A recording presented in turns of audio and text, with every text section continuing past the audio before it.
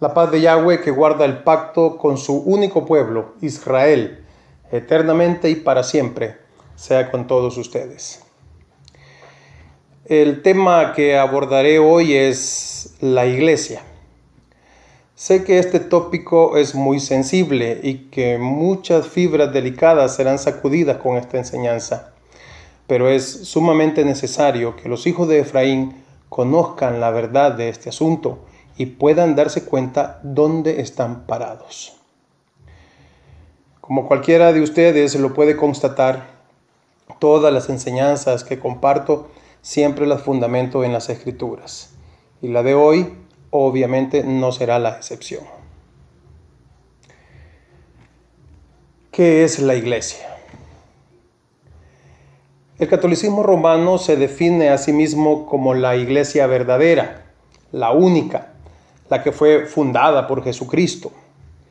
Los protestantes y sus millares de denominaciones evangélicas viven disputándole a Roma la autenticidad de la iglesia, para luego venir y pelearse entre ellas mismas y tratar de posicionar cada uno a su denominación como la iglesia verdadera, desdeñando a las demás.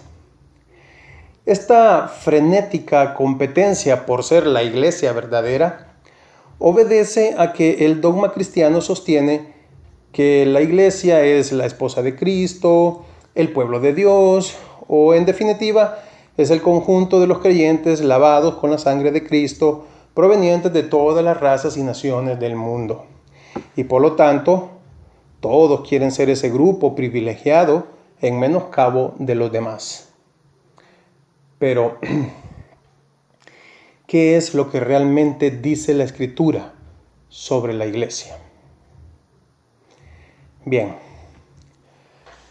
vamos a encender la primera luz partiendo del siguiente versículo, Amós 3:7. Porque no hará nada Yahweh el Señor sin que revele su secreto a sus siervos los profetas. Este pasaje está sentenciando que Yahweh se ha comprometido a revelar por medio de sus profetas cada cosa que haya de hacer.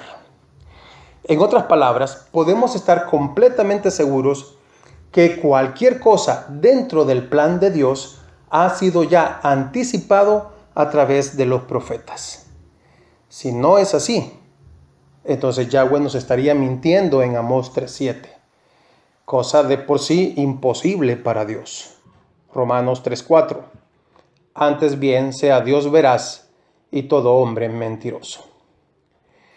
Y aquí es donde la iglesia encuentra su primer revés, porque no hay en toda la Escritura un tan solo profeta que haya anticipado el nacimiento de la iglesia.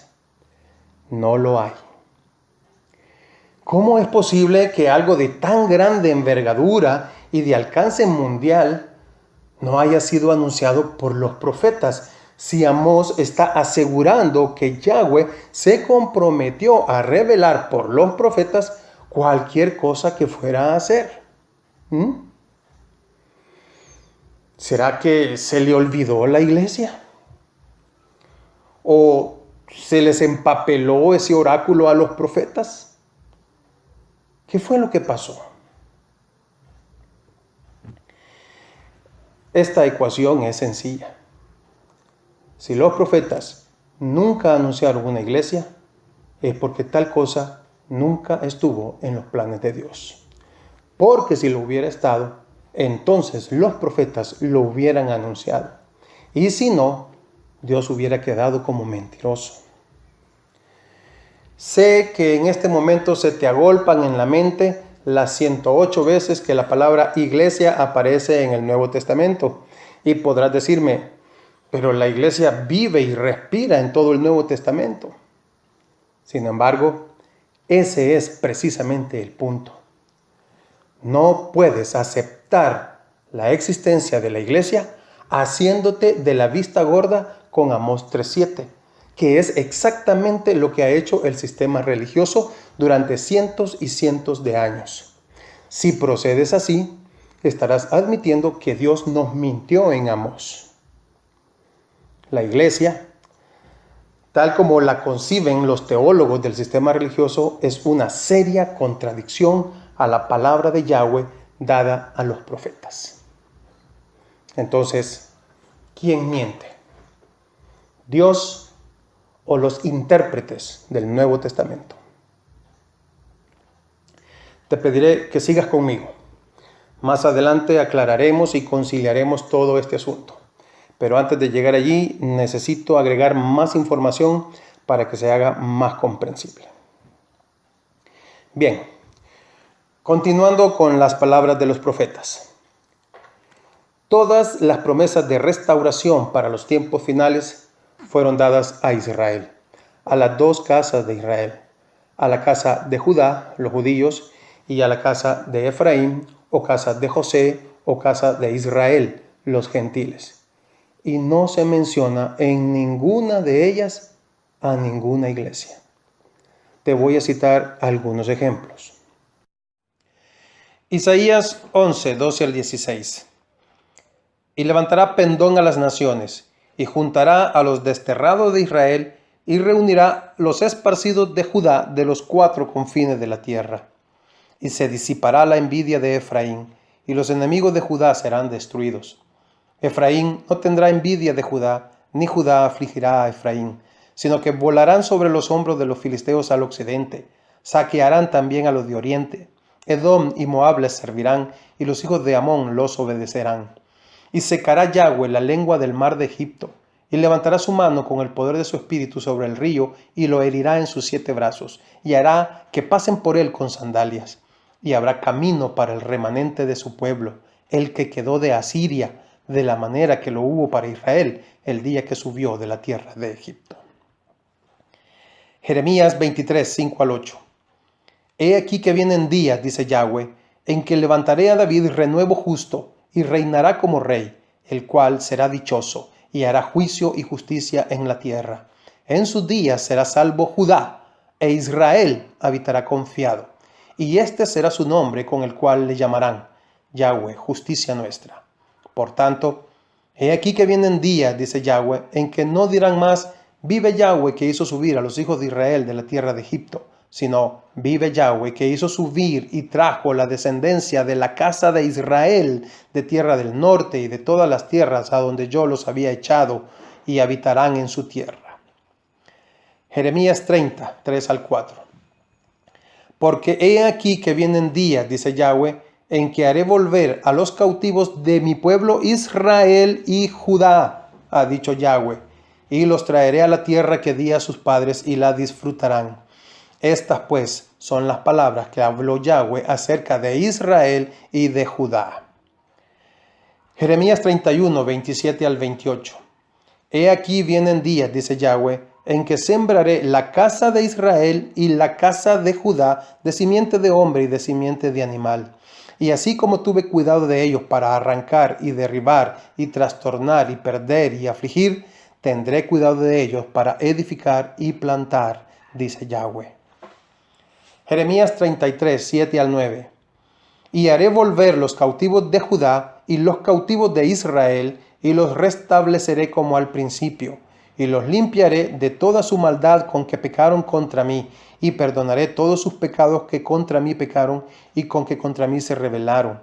Y me será a mí por nombre de gozo, de alabanza y de gloria entre todas las naciones de la tierra, que habrán oído todo el bien que yo les hago, y temerán y temblarán de todo el bien y de toda la paz que yo les haré. Jeremías 33, 14 al 15. He aquí vienen días, dice Yahweh, en que yo confirmaré la buena palabra que he hablado a la casa de Israel y a la casa de Judá.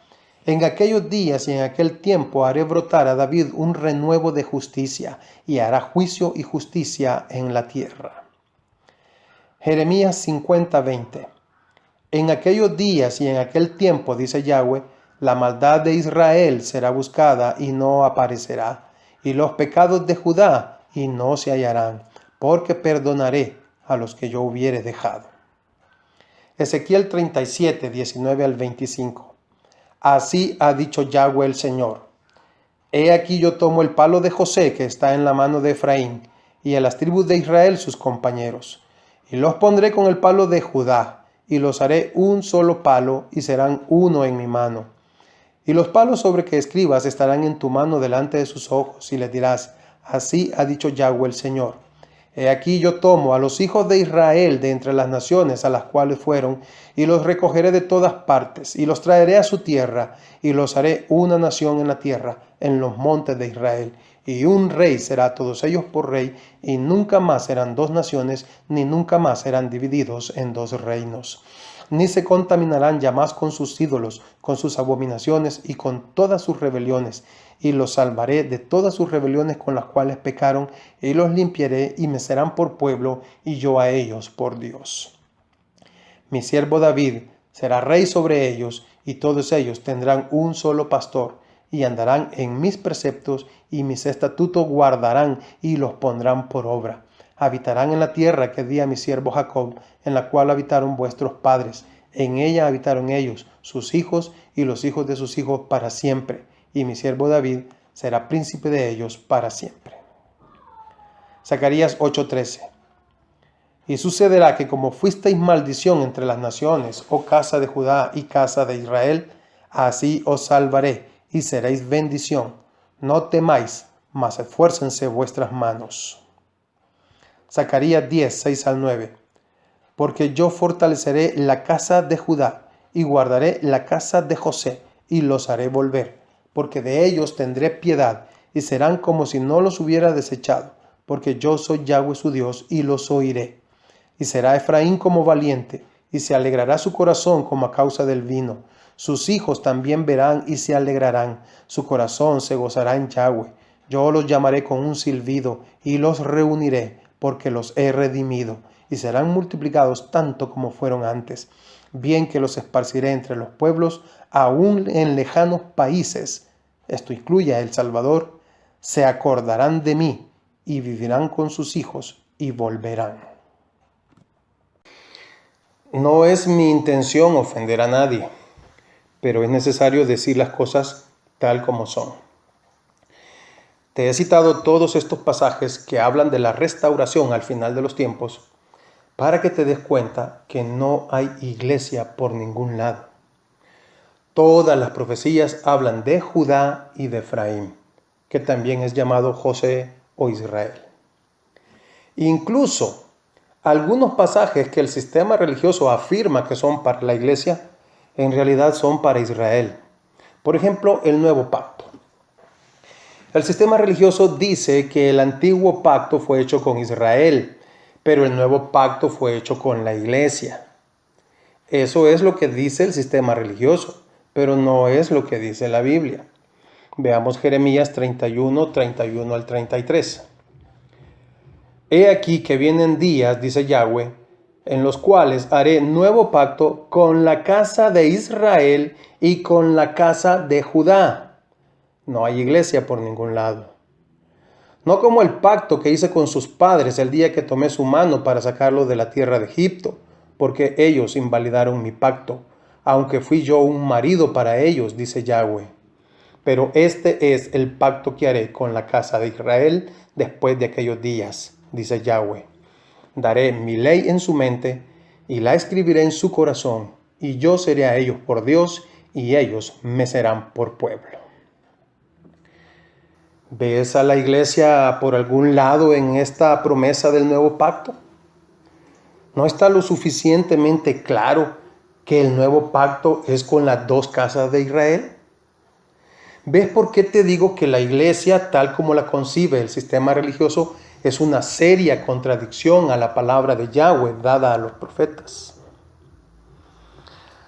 Ahora bien, los apóstoles no tuvieron ningún problema en entender correctamente estas cosas. El problema lo tiene el sistema religioso. Puedes ver que el escritor de Hebreos, por ejemplo, en vez de hacerse de la vista gorda como lo hace la religión, hasta cita este mismo pasaje en su propia carta, en el capítulo 8, versículos 8 al 10.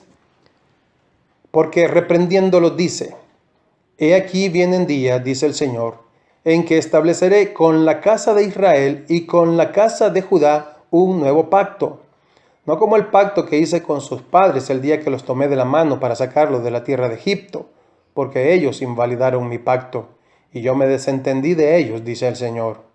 Por lo cual, este es el pacto que haré con la casa de Israel después de aquellos días, dice el Señor. Pondré mis leyes en la mente de ellos, y sobre su corazón las escribiré, y seré a ellos por Dios, y ellos me serán a mí por pueblo. ¿Puedes verlo? No había iglesia en la mente de los apóstoles. Ellos siempre entendieron que el trato de Dios siguió siendo con las dos casas de Israel, Judá, los judíos, y Efraín, los gentiles. Ahora bien, ¿cómo conciliamos a los profetas con la supuesta iglesia que aparece en el Nuevo Testamento? Esto no creas que es muy difícil, solo es cuestión de sentido común y de sacudirse el fanatismo religioso.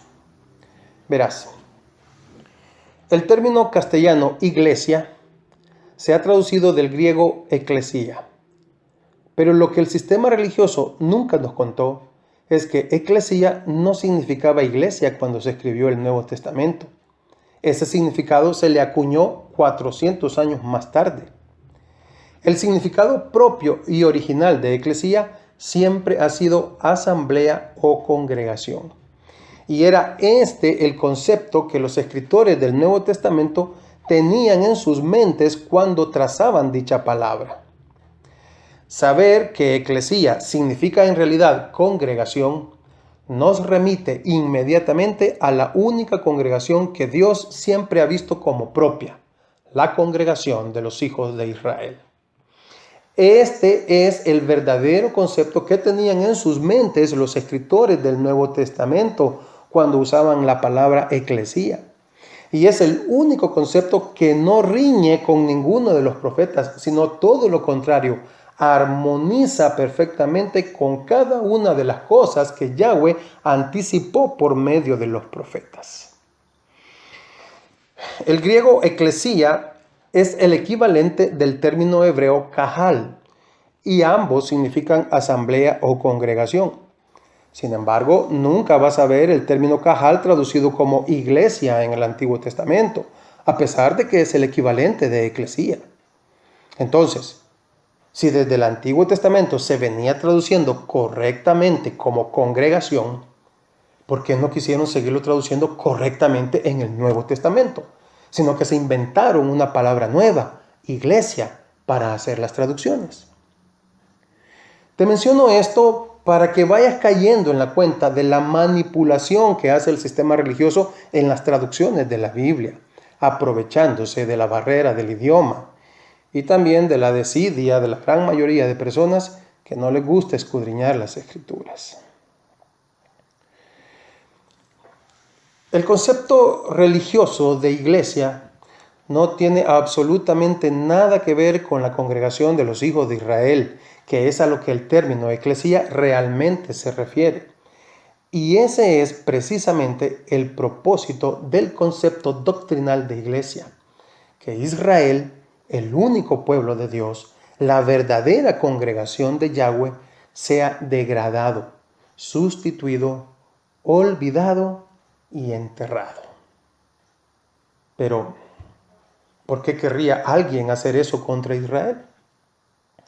Bueno, cuando ese alguien es ni más ni menos que tu principal enemigo, hay razones de sobra para querer exterminarte.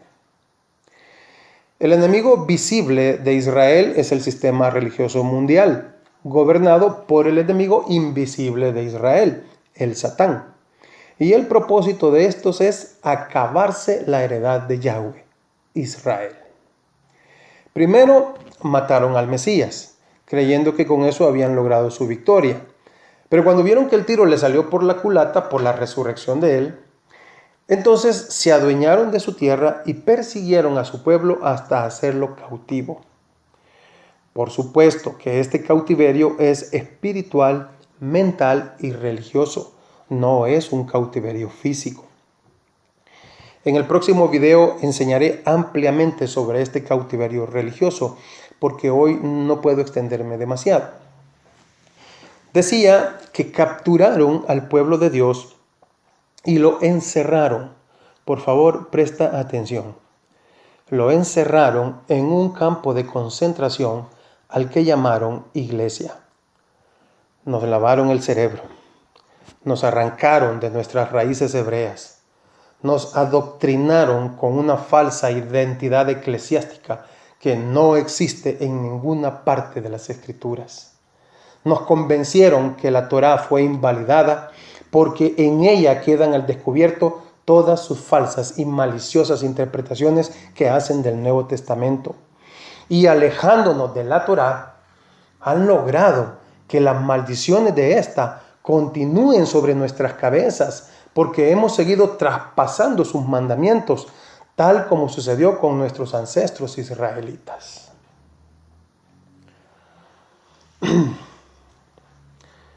No sé cuántos de ustedes habrán visto la película La Matrix. La voy a ocupar aquí para ilustrar lo que estoy explicando. La iglesia es una matrix. La gente que está adentro cree que está en el camino correcto. La matrix iglesia les proporciona todo tipo de sensaciones y de falsas interpretaciones para convencerlos de que están bien, pero la gente está dormida, cautiva bajo un sistema religioso que se alimenta de su ignorancia y de su ceguera. El arquitecto de la matrix iglesia fue el catolicismo romano. Por eso, con justa razón, se llaman la iglesia verdadera, porque lo son. La iglesia fue su creación y por medio de ella han logrado mantener en cautiverio por muchos siglos al pueblo de Dios. Los protestantes creen que con la reforma del siglo XVI se liberaron del dominio del catolicismo romano, pero siguen dormidos. No se han dado cuenta que todavía continúan adentro de la matrix iglesia y hasta la defienden. La iglesia es la concretización de lo que Pablo anticipó en Hechos 20, 29 al 30. Porque yo sé que después de mi partida entrarán en medio de vosotros lobos rapaces que no perdonarán al rebaño. Y de vosotros mismos se levantarán hombres que hablen cosas perversas para arrastrar tras sí a los discípulos. Quedó escrito que seríamos cazados por lobos rapaces y arrastrados por habladurías perversas.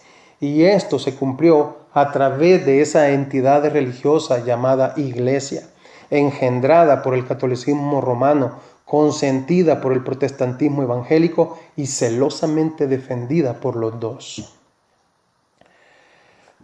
Ahora te voy a pedir que prestes atención a los siguientes versículos del Nuevo Testamento.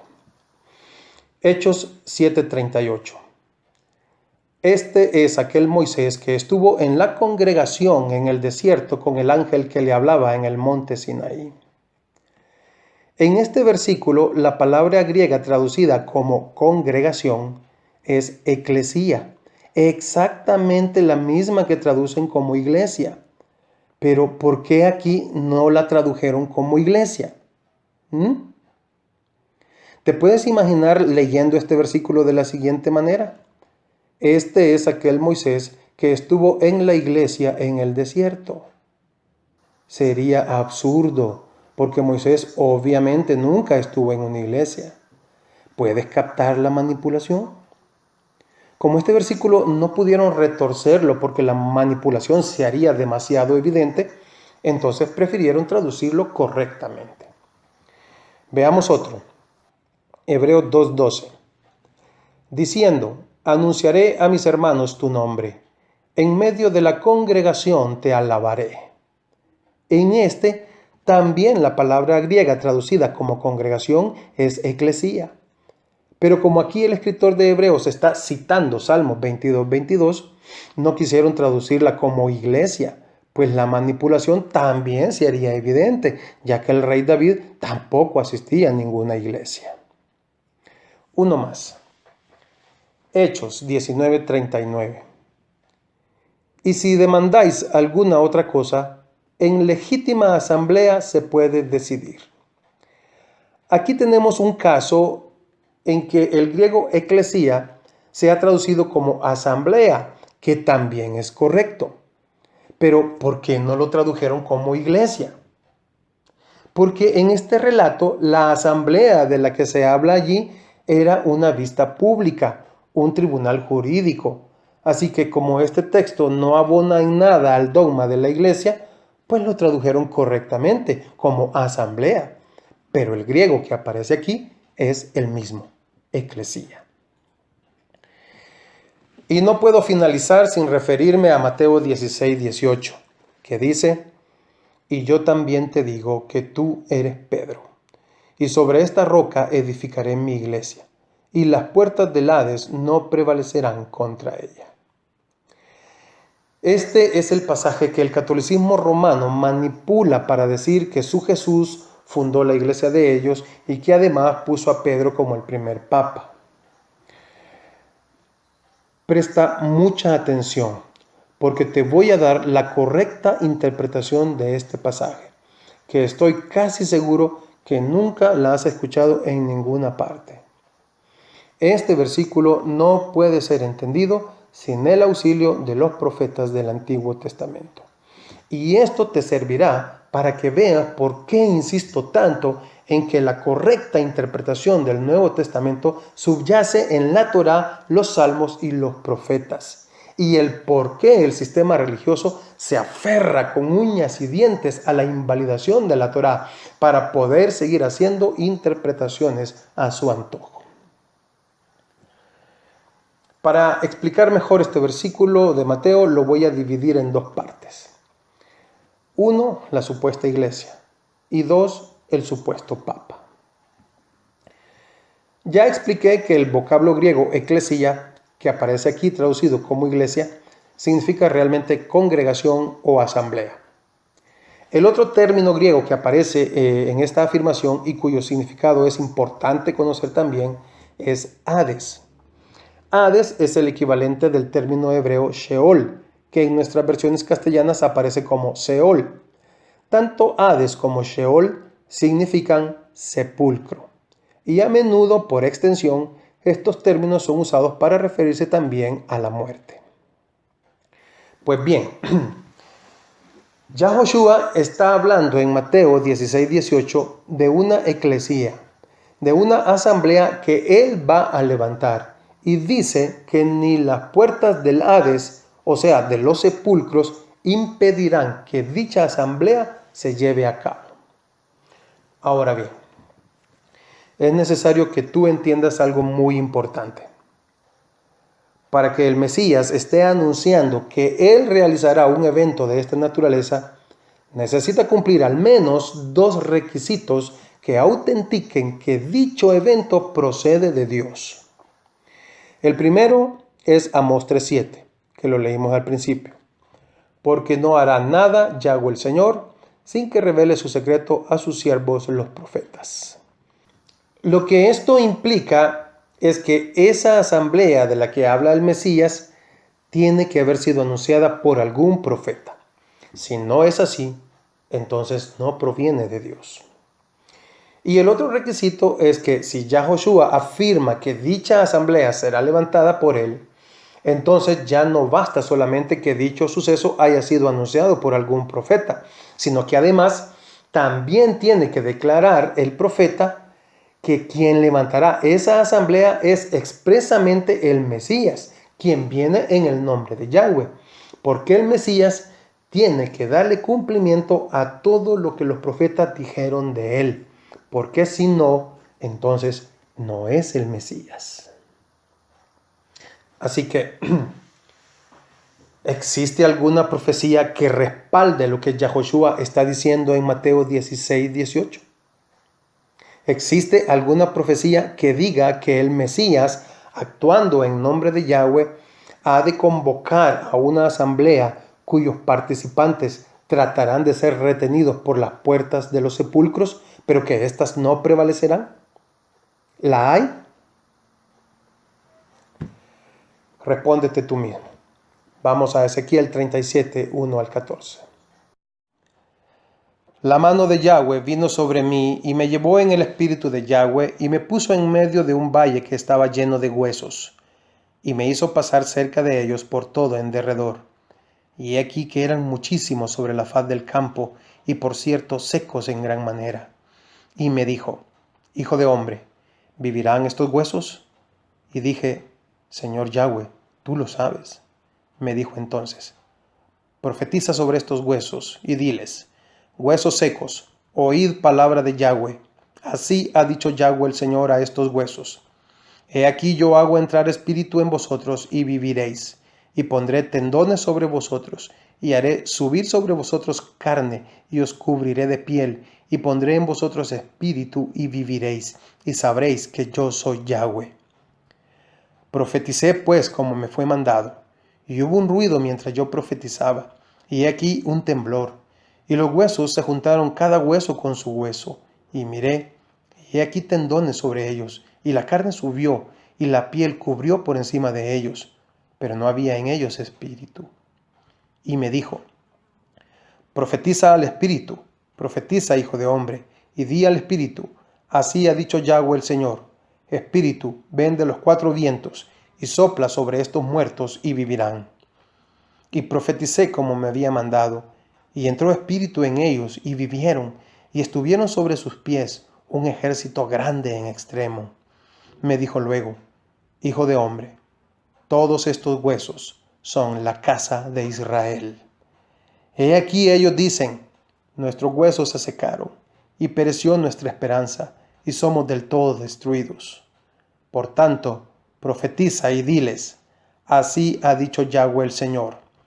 He aquí yo abro vuestros sepulcros, pueblo mío, y os haré subir de vuestras sepulturas, y os traeré a la tierra de Israel, y sabréis que yo soy Yahweh, cuando abra vuestros sepulcros, y os saque de vuestra sepultura, pueblo mío, y pondré mi espíritu en vosotros, y viviréis, y os haré reposar sobre vuestra tierra, y sabréis que yo Yahweh hablé y lo hice, dice Yahweh. ¿Qué te parece? Tanto el profeta Ezequiel como el Mesías Yahoshua están hablando del momento aquel cuando el Rey de Reyes vuelva a la tierra a restaurar todas las cosas y su pueblo, la casa de Israel, no la iglesia, sea levantado de la muerte, es decir, sea resucitado y las puertas del Hades o Sheol o sepulcro no podrán prevalecer contra la resurrección del remanente salvo. ¿No te sorprende la abismal diferencia entre la interpretación basada en la Torá, los salmos y los profetas y la interpretación que ha hecho el sistema religioso? Así de sinvergüenzas son. La Torá saca a flote todas sus mentiras, por eso la aborrecen. Vamos ahora con la segunda parte, el supuesto Papa. Lo primero que tenemos que decir es que al desplomarse el dogma de la Iglesia, simultáneamente arrastra consigo al dogma del Papa. Es decir, si no hay Iglesia, tampoco hay Papa. Y aquí ya no tendríamos nada más que decir. Todo queda concluido. Sin embargo, quiero rematar este punto con un par de citas bíblicas adicionales. Partiendo siempre de Amós 3:7. Porque no hará nada Yahweh el Señor sin que revele su secreto a sus siervos los profetas. Si Yahweh habría de levantar un papa, tuvo que haberlo anticipado por medio de algún profeta. ¿Existe esa profecía? Juan el Bautista fue anticipado por los profetas. Judas y su traición fue anticipado por los profetas. Los ladrones que flanquearon a Yahoshua en el madero fueron anticipados por los profetas. José de Arimatea y su sepulcro nuevo fue anticipado por los profetas. Hasta los soldados que se repartieron los vestidos del Mesías fueron anticipados por los profetas. ¿Y el Santo Papa? ¿El sublime príncipe de la iglesia? ¿No quedó para él, aunque sea un rinconcito en alguna profecía chiquita que ande desperdigada por ahí? La Torá es maravillosa. ¿Cómo nos libra del error? Aleluya. Ahora bien, aparte de todo esto, Yahoshua sí habló de una roca sobre la cual edificará su asamblea. El requisito de que algún profeta tenía que haber anticipado esto se encuentra en Isaías 28:16. Yahweh el Señor dice así: He aquí que yo he puesto en Sión, no en Roma, por fundamento una piedra probada, angular, preciosa, de cimiento estable. El que creyere, no se apresure. Y también en Salmos 118:22. La piedra que desecharon los edificadores ha venido a ser cabeza del ángulo. ¿Y a quién se refieren los profetas con esta piedra? El mismísimo apóstol Pedro, a quien jamás se le cruzó por la cabeza que saldría alguien diciendo que se trataba de él, desmiente al catolicismo romano diciéndonos que esa piedra es Yahoshua. 1 Pedro 2, 4 al 7. Acercándoos a él, a Yahoshua, piedra viva, desechada ciertamente por los hombres, mas para Dios escogida y preciosa. Por lo cual también contiene la Escritura: He aquí pongo en Sión la principal piedra del ángulo, escogida, preciosa, y el que creyere en él no será avergonzado. Para vosotros pues los que creéis, él es precioso, pero para los que no creen, la piedra que los edificadores desecharon ha venido a ser la cabeza del ángulo. Bendito sea Yahoshua, la roca en quien descansa nuestra esperanza, el sublime Redentor de Israel, quien nos ha sacado de esa casa de cautiverio llamada Iglesia, donde Roma y sus vasallos nos han lavado el cerebro durante tantos y tantos siglos. Que la paz de Yahoshua, quien volverá por su verdadera eclesía, la congregación de los hijos de Israel, sea con todos ustedes.